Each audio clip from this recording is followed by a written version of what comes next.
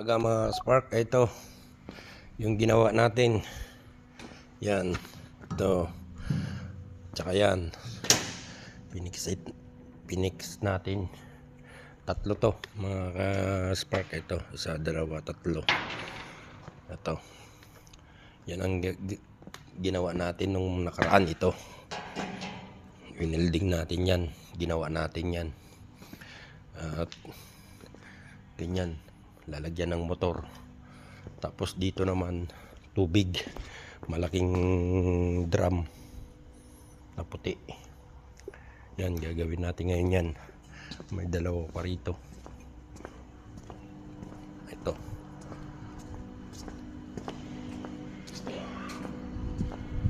Yan mga spark, ang gagawin natin.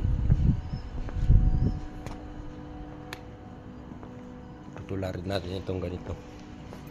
Yan, ganyan. Motor siya. Ito ang workshop namin.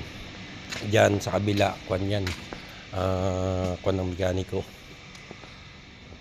Yan. Gagawin natin yan ngayon. Ito, yung isang makina lang. Ayan. Ito yung tapon. Ito yung tapon. Tapos, pipix natin ngayon mamaya yan. Para magawa na natin yung dalawa. Ayan, opisina ng manager ko yan. Ito, sakyan ng supervisor ko. Ayan ang kapaligiran. Tapos ayan, mga tangke. Bali tatlo yan, tatlong column yan. Iniimbak dyan mga nakatas na kwan grapes. Ayun yung supervisor, isa, dalawa, tatlo, apat pala to. Tapos apat na ganyan na mga tangke. 2, 4, 6, 8, 10, 12, tag 12, apat yan. Tapos mayroon pang pinaka mother tank. Basta yung hina-harvest dyan, na-harvest grapes na kinatas dyan, 50,000 tons. Isusupply yun sa iba't ibang bansa, 8 bansa daw. Tapos isang taon na siyang production yun. Matatapos siya ng November, December. Siya shutdown na yan, maglilinis na naman. Tapos mag-aani na naman ulit ng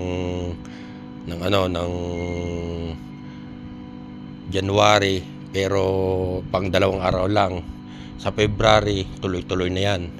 4 months na anihan siya. Kaya sana maibigay pa rin yung tamang natin para sakali magtagal na tayo rito. Sana pala rin tayo na magtagal at hindi na tayo maghanap. Mahirap kasi din yung pahanap-hanap ng company na ang mga boss loko-loko, pero dito mababait sila. Ayaw nila ng bully. Gusto nila laging nakangiti, laging nakatawa, kwentuhan, walang problema, walang pressure sa trabaho. Kaya ayusin natin ang trabaho natin mga kaspark para lalo silang ma-impress. Hanggang dito na lang muna ang ating video. Paalam.